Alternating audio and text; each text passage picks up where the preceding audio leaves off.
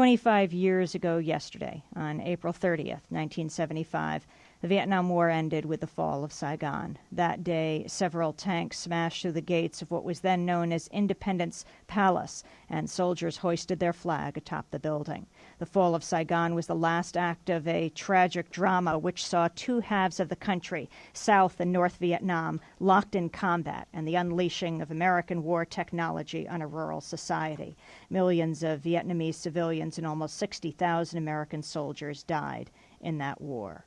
Vietnam celebrated the 25th anniversary of its victory over the United States yesterday with several parades and by freeing more than 12,000 prisoners nationwide in the biggest amnesty of its history. In the United States, there were teach-ins around the country. Today, we're going to hear from a Vietnam veteran, from the Vietnamese ambassador to the United Nations, and from Professor Noam Chomsky. They were all at a teach-in in New York called the 25th Anniversary of the Victory in Peace in Vietnam. Noam Chomsky will begin with, professor of linguistics at the Massachusetts Institute of Technology, author of many books, including Profit Over People at War with Asia, Manufacturing Consent. Chomsky was one of the few Americans who visited North Vietnam during the war and was arrested during that time. He spoke yesterday at Stephen Wise Free Synagogue. Part of the reluctance is that, like everyone else on the panel, I find it very hard to talk about topics of this significance and range and horror in a few minutes, but we have to. The other reason for reluctance is that although I'd like to join in a celebration of a victory for peace, or what it says up there, I've never felt that that was possible, and I don't think it's possible today. And I don't want to put a damper on the occasion, but I can only tell you what I think. Like Ben, I remember very well the moment at which the end of the war was announced. Actually, it was, for me, a moment very much like this. It was a teach-in, in the middle of a teach-in in Boston, and somebody ran down the corridor screaming, "War's over." Howard Zinn was talking at the time, and there was, which also not unusual, and there was a lot of celebration. But as Ben said, the celebration was bittersweet. We knew what had happened, and those of us with eyes open could see pretty well what was going to happen. And it wasn't pretty in the past, and it was not going to be pretty in the future. It makes a good deal of sense to ask the question that's raised for today's panel. What's different? What's the same? But before addressing that question, we should be clear about what did happen. There has been a major effort actually goes back half a century, but there's been a major effort since 1975 to erase the truth of what happened. What actually did happen is forbidden turf, and there are good reasons for that, because when we look at what did happen, we discover truths that are significant and that have great implications for the future, but that anyone with power and privilege doesn't want the rest of the world to know, certainly not the rest of the American population. And it's kind of interesting to see what the effects of this massive propaganda campaign have been over the years. We actually know a fair amount about it, and I'll say a couple of words about it. Just in the last couple of days, there's been a flood of articles, which I'm sure you've all seen, all over the press about the end of the war. And there's a spectrum of opinion that's expressed. It's not uniform. They vary between what are called hawks and doves. The hawks say that the war was a noble cause, and we could have won if we weren't, and then comes stab in the back, or, the peace movement or something. The doves, on the contrary, say it was a noble cause, and we should have won, but we couldn't have won for one or another reason. At the extreme dissident end, at the time, and today, say this morning, 30 years ago, Anthony Lewis, at the very dissident end of discussion in 1969, said that the war began with blundering efforts to do good, but we misunderstood the situation. We didn't realize that we were fighting a nationalist movement. And finally, by 1969, it became clear that we could not win at a cost. We could not win at a price that was not too costly for ourselves. That's the extreme dovish position. This morning, you can read David Halberstam saying virtually the same words. The tragedy of Vietnam was that U.S. force was not applicable properly because we misunderstood the situation. We didn't know it was a nationalist war. So that's the tragedy. Why, incidentally, 1969? Well, the reason was that was a year and a half after the business world had turned against the war and essentially ordered Washington to wind it down because it was becoming too costly for ourselves. So after that, the doves were allowed to say things like I just quoted, and they're still saying them. That's the spectrum. The spectrum doesn't include everybody, of course. Rather strikingly, it doesn't include about 70% of the American population, which is interesting and important and something we ought to pay attention to, a fact that's not given much prominence for not surprising reasons. This is a very heavily polled society. The business world wants to know what people think. That's the way you organize your advertising. And the doctrinal managers, in the universities and the press and everywhere, they want to know what people think because that's how you design the doctrinal messages. So we know a lot about what people think. One question that's asked regularly on polls about international affairs, and they're careful, good polls, is what do you think about the war in Vietnam? And for the past 30 years, the most recent one was just a year ago, roughly 70% of the population has said the war was fundamentally wrong and immoral, not a mistake. Now, that's a remarkable figure. For one thing, you never get high figures in a poll with an open question. For another thing, almost every one of those people who said that made it up for themselves. They didn't hear it. They didn't read it, certainly. Among educated sectors, you're not supposed to believe that. In fact, at the peak of opposition to the war, around 1970, the number of elite intellectuals who believed that was, almost statistical error, maybe 2 or 3%. We also know that from detailed studies. So there happens to be an extremely sharp gulf, not only on this issue, it's on many, many issues. International economic issues, for example, what are called trade agreements and so on. On many issues, there's a tremendous gulf between the population and the educated, privileged sectors, the ones who write the articles, make up history and try to create it, and so on and so forth. The difference is that the educated sectors are overwhelmingly within the hawk-dove spectrum, if you can tell the differences, and the rest of the population is somewhere else. And they're somewhere else on their own. If there was ever any open and free discussion about these issues, it wouldn't be 70%, it would probably be 99% or something like that. That's important, and it's very important for people who want to change the world to pay attention to. How much people actually know about the war is another story. I hear there are some really horrifying figures. There have been studies in which people were asked how many Vietnamese they thought died during the war, and the average figure is about 100,000. That's as if you took polls in Germany today and asked how many people died during the Holocaust, and the average figure was 200,000. If that happened, we'd think there's something really sick about German intellectual and moral culture, and it's not different here. Fortunately, hopefully, what's sick is highly concentrated in sectors of privilege and power, and that's important. I won't review what did happen because but briefly, very briefly, since the early 1950s, the U.S. blocked every effort at a negotiated peaceful settlement that went until 1975, that included disruption of the Paris Accords of 73. It instituted a standard Latin American-style terror state in the South in the 1950s, which killed about 70,000 people in the 1950s, aroused resistance. When the resistance couldn't be contained, John F. Kennedy invaded South Vietnam. Little hidden secret about the war is it was a U.S. war against South Vietnam, straight out. If anybody else had done it, that's the way we describe it. It was as much a war against South Vietnam as the Russian invasion of Afghanistan was an invasion of Afghanistan. South Vietnam was always the major target of attack. That remained through right till the end. It was devastated. The end result of the war is that 3 countries were devastated, but the one that was hardest hit was South Vietnam, which was the primary target of the U.S. assault throughout.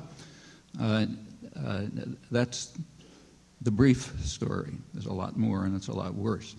Well, this 70% of the population who sort of is out of control, there's a name for their feeling. It's called the Vietnam Syndrome. And it's kind of interesting to see the way that's interpreted. So, for example, when these polls are taken, like last year when the last major poll was taken, it's in a academic study. And the commentator, a reasonable analyst, says, here's the way he interprets it. 70% of the population, happen to be maybe roughly 70% of the population, says the war is fundamentally wrong and immoral, not a mistake. And the interpretation is the American people are unwilling to accept the burdens of responsibility for international intervention. No, that's not what they're saying. They're saying you guys are criminals and we don't want to take part in your war crimes. But you can't hear that. What you have to hear is the American people don't want to accept the burdens of intervention, so then you invent the Vietnam Syndrome and some fantasy about casualties and so on and so forth. Actually, what the polls are saying is extremely clear. The topic has never been investigated in any depth, and I think the reason is because nobody in privilege wants to discover what they're going to find out. Well, it is understood internally. One of the most interesting parts of the Pentagon Papers, hence never mentioned, is the very end, after the Tet Offensive in early 1968. The Tet Offensive is what turned the business world against the war. It was clear that it was going to be too costly. Right after the Tet Offensive, January 68, President Johnson wanted the Pentagon to send 200,000 more troops to Vietnam, to South Vietnam, to escalate the war against South Vietnam. The Pentagon refused, and the reasons were interesting. The reasons were that they said they're going to need those troops in the United States for civil disorder control. Because if the war continues, they said the population is just out of control. And they said, it's youth, women, minorities, all kind of groups that are supposed to be passive and quiet and obedient are getting out of control. We feel we're going to need those troops here. That understanding remained, despite the massive effort since to erase history. By around 1980, it was assumed that things were back under control. And Ronald Reagan, people around Reagan probably didn't know what was going on himself, but the Reaganites decided to follow their model. Their model was John F. Kennedy. They greatly admired him, and they were going to try to follow in Central America the model that he carried out in South Vietnam. Namely, fraudulent white paper about how the communists are taking over the world, and then we send the Marines and you bomb, and so on. And they started. They had the white paper. The press played the role it's supposed to do. Great terror about the communists taking over the world. But then the next step didn't happen. Why? Because there was just too much unanticipated popular resistance.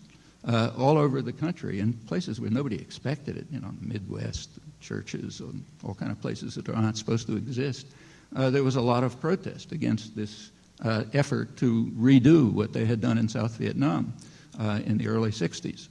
The Reagan administration backed off. They were afraid that the protest would harm their other programs, to which they were much more committed, like the massive militarization and so on. So they essentially told the press to cool it. They said, forget about the white paper. And about 6 months later, the white paper was exposed as a total fraud, as of course it was, first in the Wall Street Journal and then elsewhere. New York Times never came around. But they backed off, and instead of fighting instead of a direct invasion of Central America, they fought what's called a clandestine war. A clandestine war means everybody knows about it except the American public. And the press certainly knows about it, but they don't talk about it. Noam Chomsky, we'll come back to him in just a minute. On this 25th anniversary of the end of the war in Vietnam with the fall of Saigon, Professor Chomsky of the Massachusetts Institute of Technology was speaking at a teach-in in New York. You're listening to Pacific Radio's Democracy Now! We'll come back to him in a minute.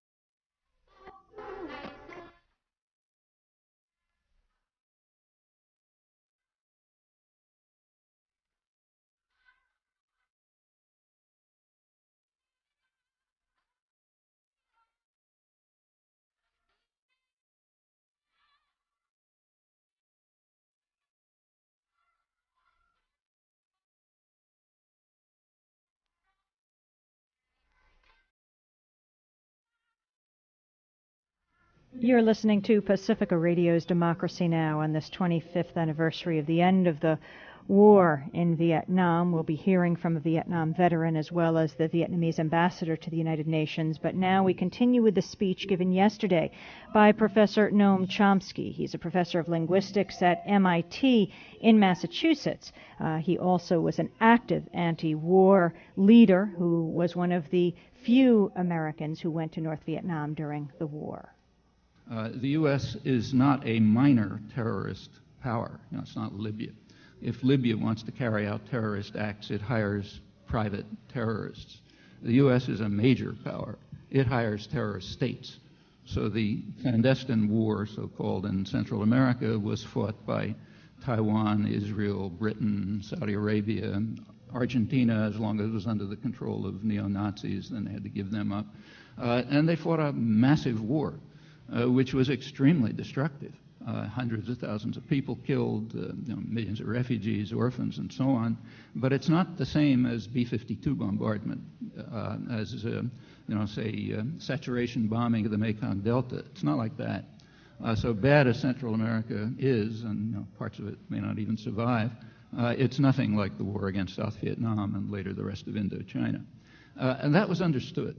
The Reagan administration established what they called an Office of Public Diplomacy, a propaganda agency to try to propagandize the domestic population. That happens to be illegal, and it was finally exposed later. And when it was exposed, they described, frankly, what they were doing. They said, we're carrying out the kind of activities in the United States that you carry out in enemy territory. Namely, and they recognize that the American population is enemy territory. You have to somehow propagandize them. Later, when at the beginning of the Bush administration, there was a leaked document, a high-level intelligence assessment of policy right at the beginning of the Bush administration, and it talked about intervention. It said, when the United States carries out military actions against much weaker enemies, which is, of course, the only kind you ever attack, so when we carry out actions against much weaker enemies, we must win decisively and rapidly because anything else will undermine domestic support. And not because the population doesn't want to accept the burdens of intervention. If it was World War II, they'd accept the burdens. But because they don't want to fight in your criminal war. So therefore, get it over fast and quietly and make sure nobody knows about it and so on. And this extends to other areas, too. Let's turn to the domain of international economic arrangements, what are very misleadingly called free trade agreements. The leadership knows that the population's opposed. They can't fail to know that. They read the polls, too, just like you and I can do. And therefore, they have to do it in secret. So almost every one, whether it's NAFTA or the Multi-lateral Agreement on Investments or whatever, pick it, always done in secret, as much as they can. If the truth ever leaks through, they're in trouble, and very quickly in trouble, because popular resistance develops and they have to back down. And they understand it.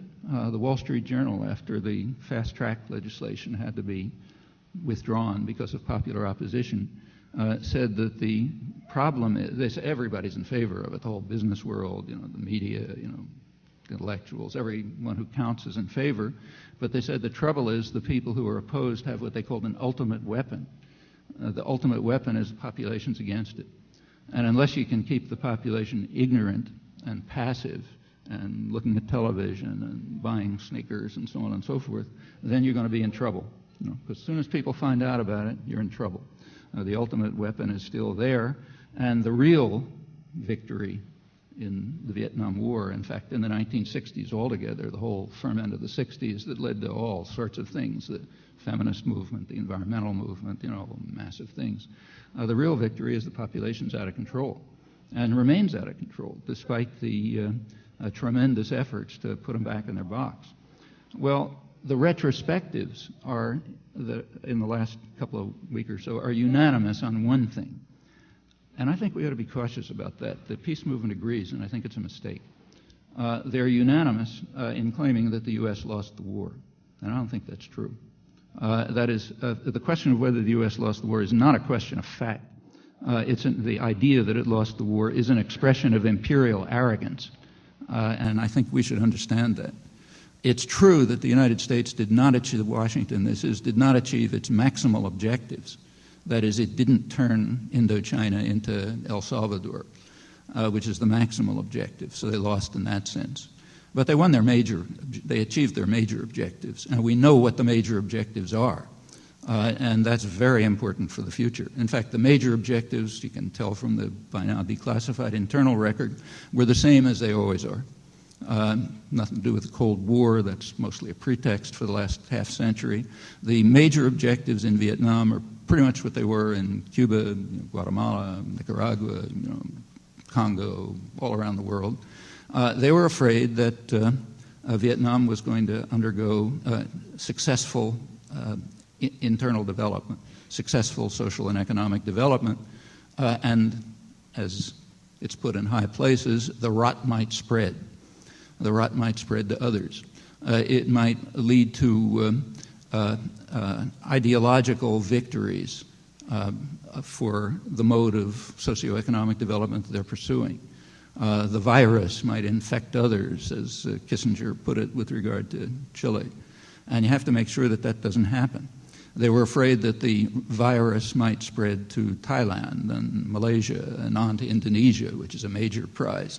And maybe even affect Japan. Japan might have to accommodate to an East Asian region which was independent and developing. And Japan would then become its industrial center. And that would mean the United States had lost the Second World War, which they were not prepared to do in the late 1940s. The Second World War in the Pacific was fought to prevent Japan from being the industrial heartland of an Asian system that it would dominate. Now, the United States was perfectly happy to let that happen, in fact, insisted that that happen after the war, except for the dominate part. So the U.S. plans for Japan and Asia after the Second World War were that Japan's empire should be restored to it. Actually, it was put that way by George Kennet, one of the major planners. We have to return Japan's empire to it, but under our control. Crucial difference. And if the rot spread from Vietnam throughout the region, Indonesia and Japan accommodated China, then, Japan would have its empire back, but not under our control. And that's the crucial difference, and that goes right up until today, to the East Asian financial crisis, when the U.S. blocked Japanese efforts to set up a $100 billion fund to bail out the countries because it might have gotten out of control. We're right in the middle of that today. Hasn't changed much. That was the major goal, prevent that from happening, and the U.S. won that. Vietnam's not going to be a model for anybody. It'll be lucky if it survives. It's certainly not going to be a model of social and economic development.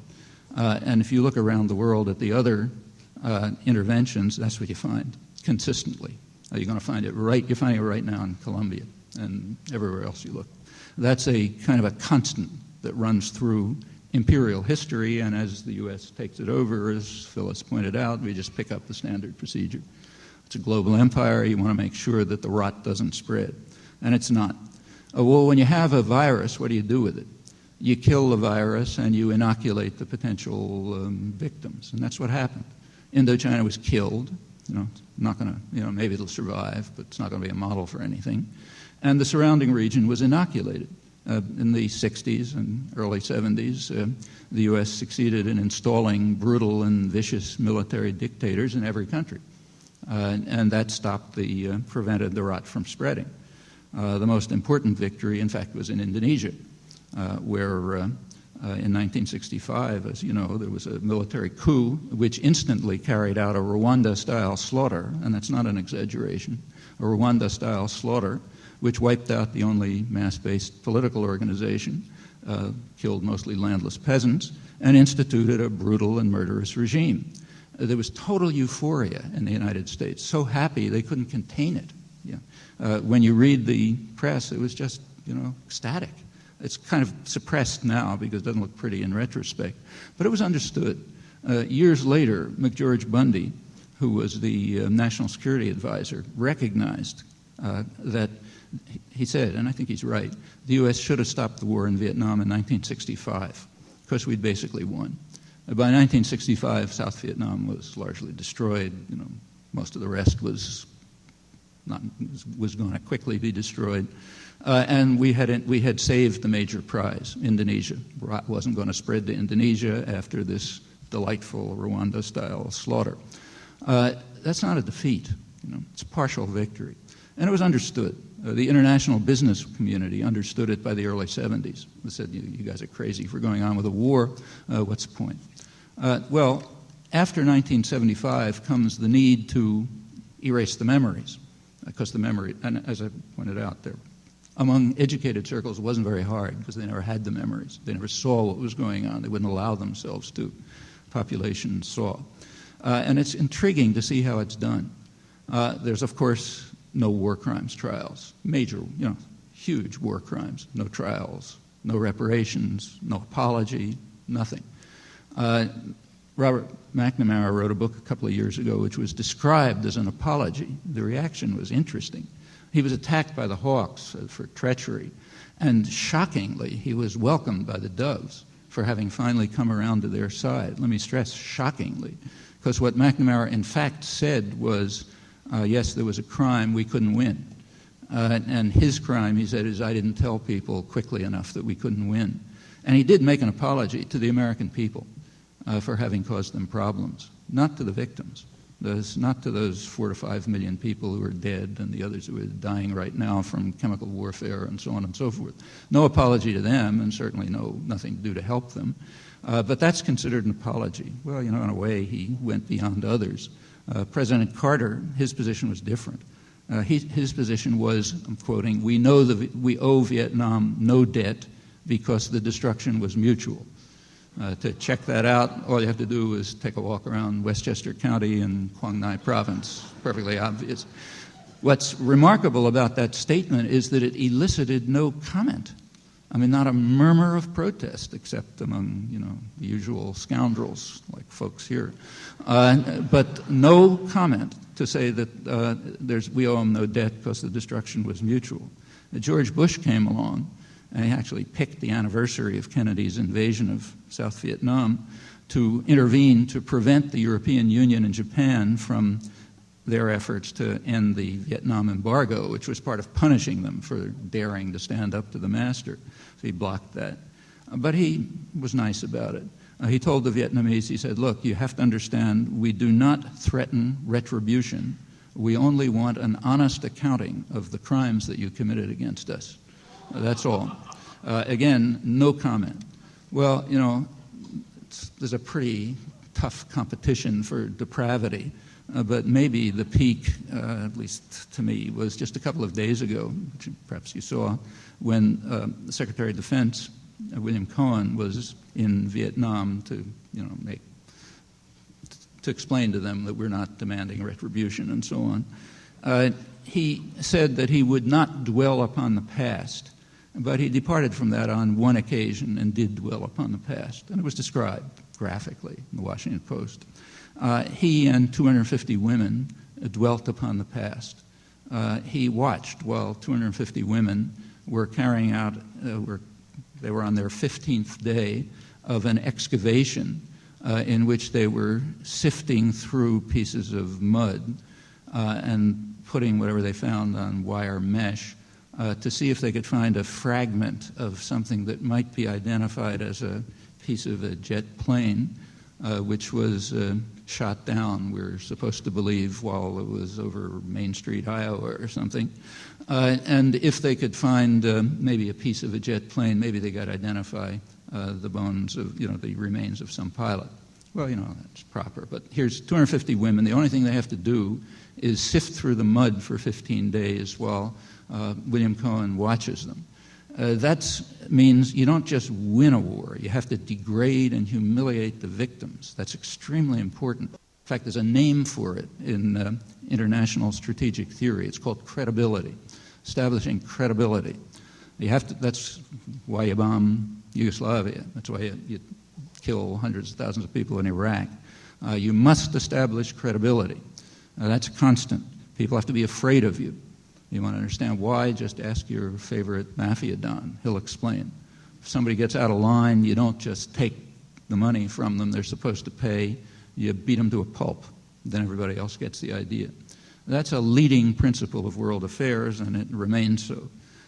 Well, there are heartening aspects to all of this, and let me mention them. And again, that's what I said.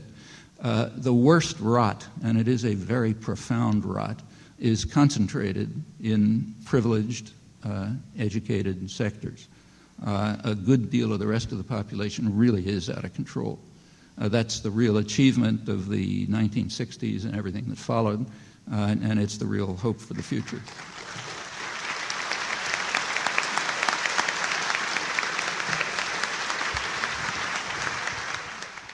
Professor Noam Chomsky speaking yesterday at the 25th anniversary commemoration of the end of the war in Vietnam, the day Saigon fell.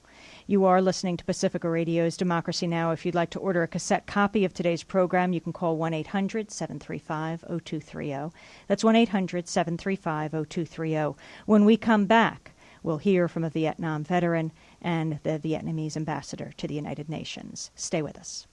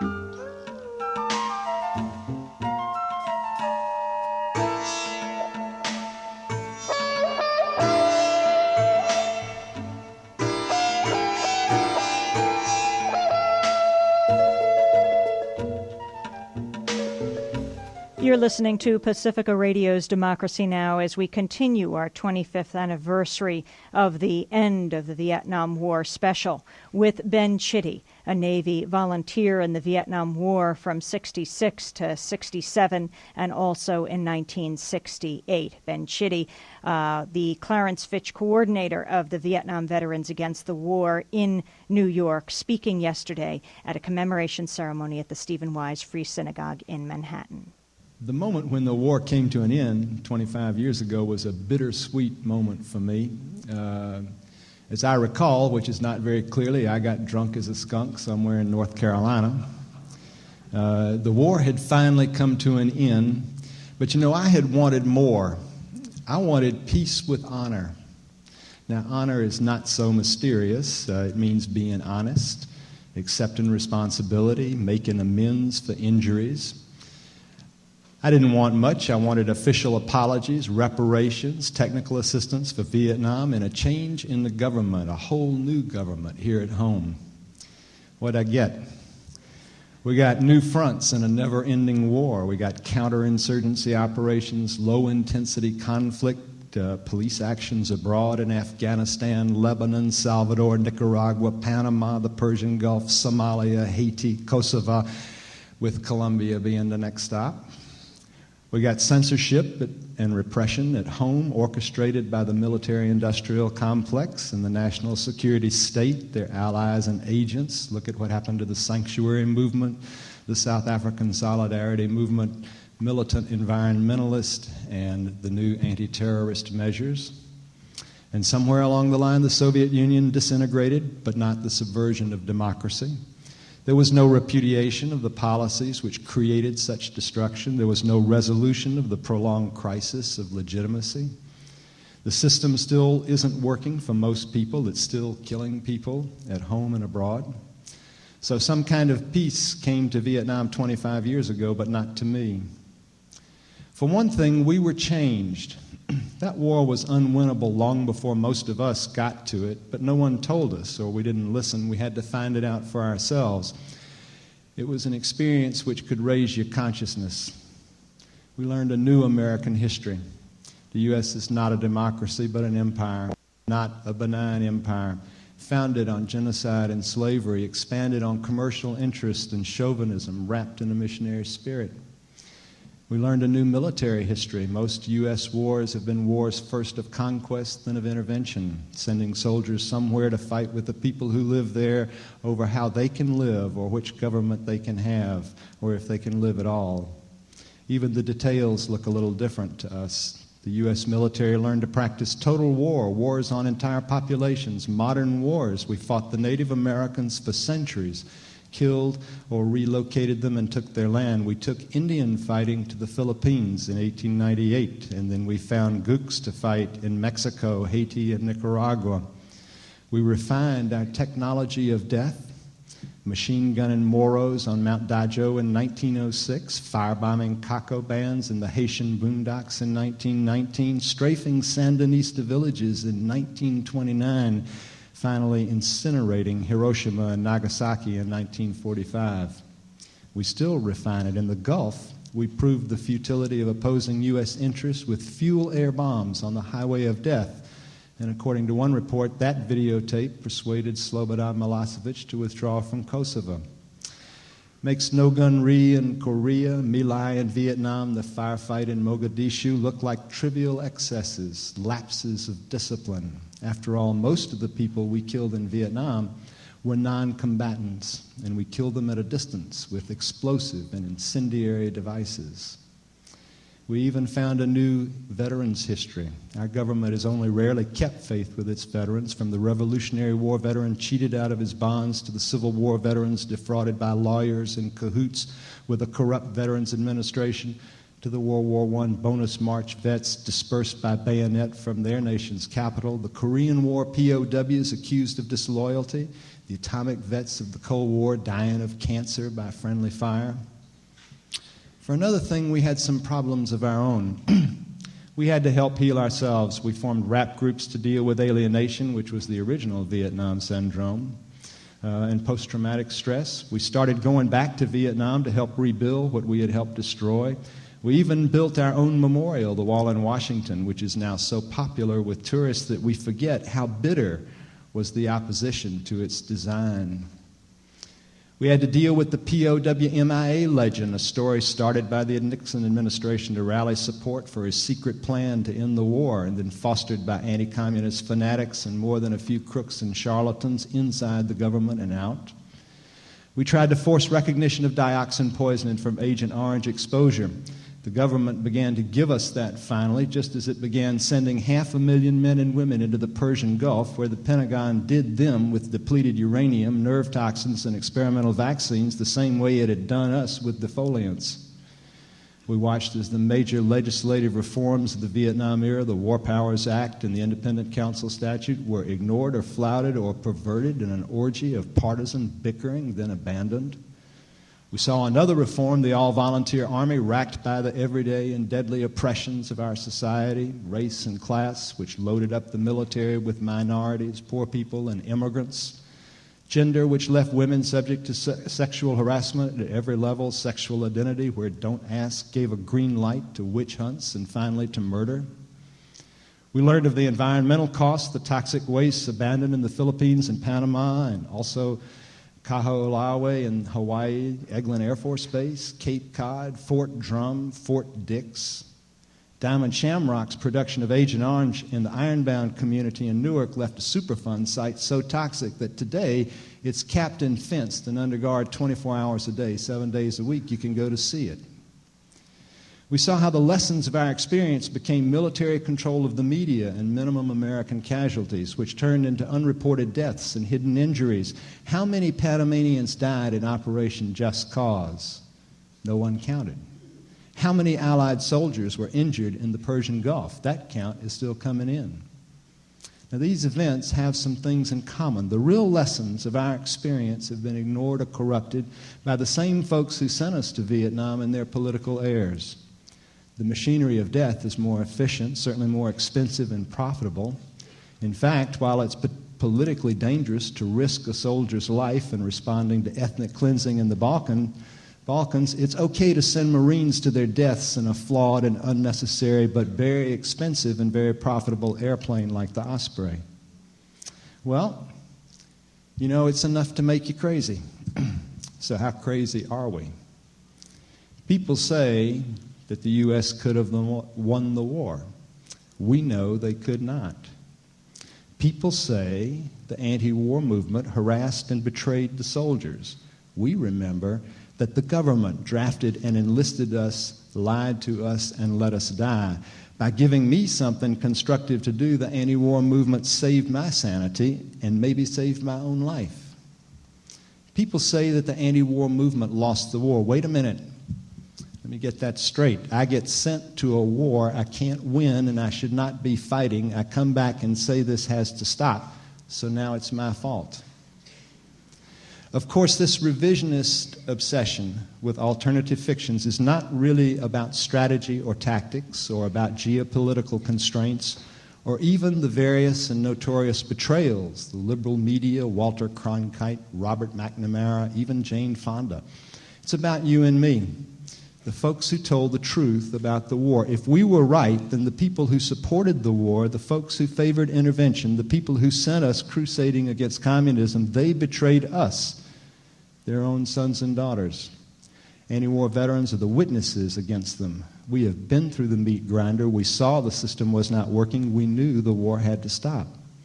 And we're still here. We know Operation Just Cause was little more than a badly bungled arrest. We know we went to war in the Persian Gulf to put the Emir of Kuwait back on his golden throne. We know that the Sudan missile strike was a clear case of homicide by depraved indifference. We know the Balkan bombing campaign, a perfect war with no American casualties, or so they say, failed to bring peace to the Kosovars, whether Albanian, Roma, or Serbian. How many of these Panamanian, Iraqi, Kuwaiti, Sudanese, Kosovar people are better off for American intervention? We know more. We know the question is one of democracy, of political power, and accountability. We know the problem is not bad people, though I've met some very bad people, but a bad system. We know the answer will be based on mass mobilization and militant resistance. Here's an example. On the island of Vieques off Puerto Rico, several dozen people practicing nonviolent civil disobedience have stopped the U.S. Navy from bombing their island for more than a year. The largest and longest civil disobedience campaign in recent U.S. history. We know Puerto Rico is a colony in the U.S. empire. We know the Pentagon has told lies, broken promises, and we know the Navy's claims of national security are bogus. We understand what's going on in Vieques, and that's why it's important. If or when the people of Vieques chase the Navy off their island, it will be our victory too. Now, even in VVAW's glory days, when we defied the Attorney General and the Supreme Court at Dewey Canyon 3 in Washington, disrupted the Miami Convention, seized the Statue of Liberty, walked out of the Gainesville courthouse, acquitted on every count, VVAW was as much a state of mind as a formal organization. Vietnam veterans who opposed the war turn up in many places, in Black Veterans for Social Justice, Veterans for Peace, Project Hearts and Minds, the Veterans Vietnam Reconstruction Project. What we bring to the movement, besides passion and perhaps credibility, is this. We have learned something about just and unjust wars. We know that for us, this never-ending war of ours, the real war, the civil war in the heart of the empire, in the belly of the beast, is a war of self-defense. We know the system can waste you in a heartbeat. Walk around the protest camps in the live fire zone on Vieques. You'll meet veterans. Just one more example. I'm a Vietnam veteran. I'm alienated. Sometimes I'm a little grumpy. I don't like the way things are. I don't trust the government. Barry McCaffrey also served in Vietnam. He thinks we can cure the pestilence of drugs in our communities by locking up a lot of people here at home and by arming a brutal and corrupt military and its paramilitary allies who use terror to keep the rich rich and the poor poor in Colombia, a country already fully integrated into the freest of global markets, the international drug trade. Which one of us is nuts?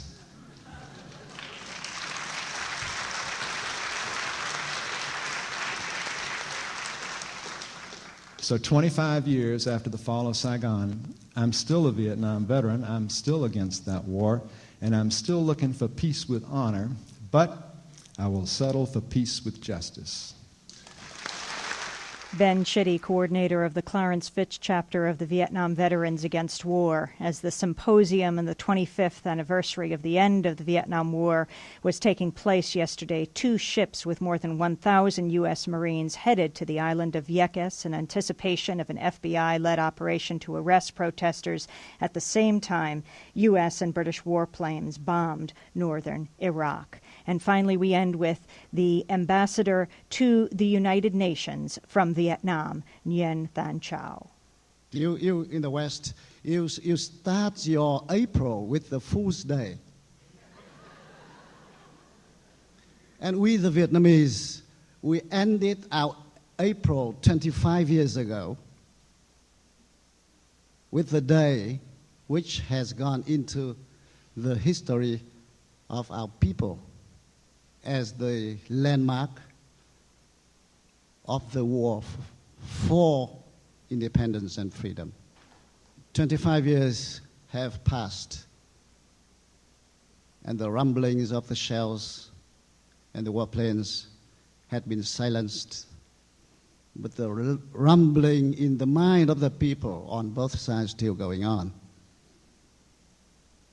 And we perfectly understand the agony of those who got involved in the war on both sides.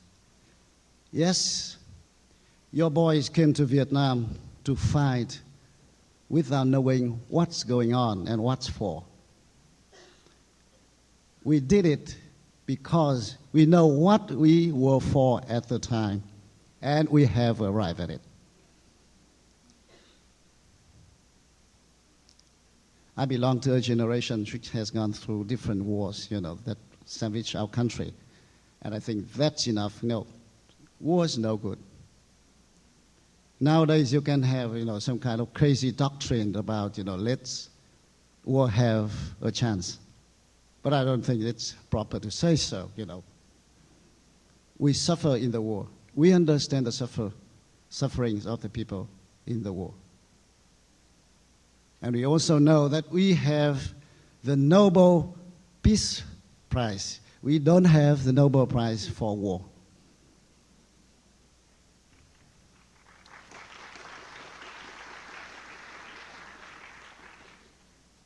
Vietnam is the land of the heroes.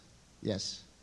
We have 8,500 mother heroes who lost their relatives, who lost the member of their families in the war. Some of them lost entire the family, from the husband to the sons and daughters to the grandchildren. Yes, they were heroes, but they suffer so much. We also have 300,000 people still listed as missing in action. And you understand what the agony would be on these people. we also have thousands of deformed babies and children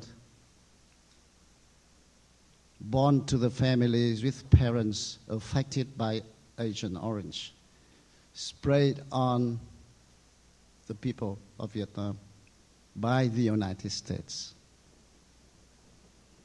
The responsibility is clear. And I believe that it's now time that serious thought should be focused on these issues on both sides.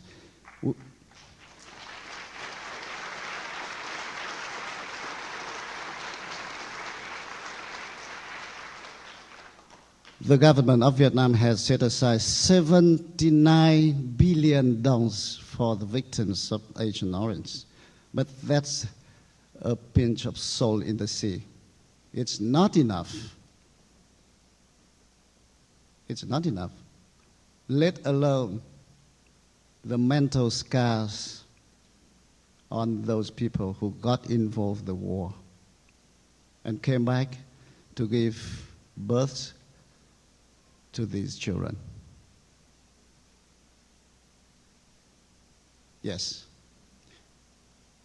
we have it all in Vietnam. It's a lesson that we on both sides had to learn. We learn, how a people would do to save their land. And you should learn how to stay outside something which is not yours. Vietnamese ambassador to the United Nations, Nguyen Thanh Châu, speaking yesterday at the Stephen Wise Free Synagogue in Manhattan at a 25th anniversary ending of the war in Vietnam. And that does it for today's program. If you'd like to order a cassette copy, call 1-800-735-0230. That's 1-800-735-0230. Democracy Now! Is produced by Maria Carrion and David Love. Special thanks to Grayson Challenger and Anthony Sloan. Our engineer today is Matthew Finch. Our technical director, Errol Maitland. From the studios of WBAI in New York, I'm Amy Goodman. Thanks for listening to another edition of Pacifica Radio's Democracy Now!